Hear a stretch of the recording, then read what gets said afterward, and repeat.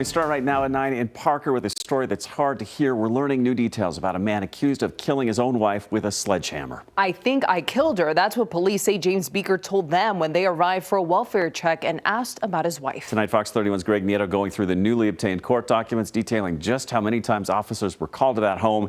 He joins us live here new at 9. Greg?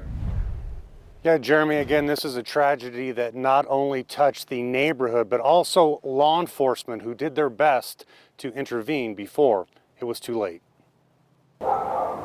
It's a relatively quiet afternoon on Wheatgrass Circle in Parker. Time standing still at one home down the block. A longtime owner, 73-year-old James Beaker, accused of killing his wife last Thursday. A few doors down, neighbor Matt Wade still in disbelief. Unfortunately, never really got to interact with the wife. I saw her as they would drive by. An arrest affidavit obtained by Fox 31 says Parker police originally responded to the residence on Wednesday.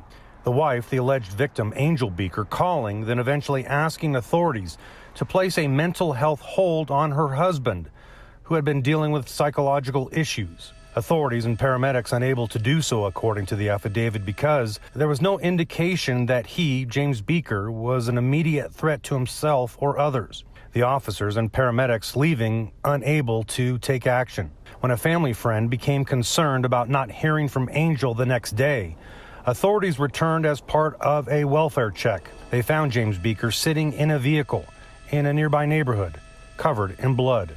She's at the house. I think I killed her. I hit her in the head with a hammer.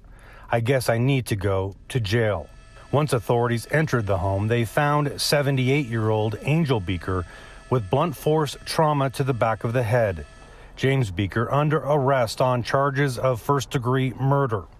Almost a week later, plenty of questions, emotions really, remain. That's got to be so disheartening. For the family, the neighborhood, and law enforcement. I hope they know this is not their fault and there really wasn't anything else they could have done. At last check, the suspect, the husband, remains at the Douglas County Detention Facility. In Parker, Greg Nieto, Fox 31. Yeah, just awful, Greg. Thank you.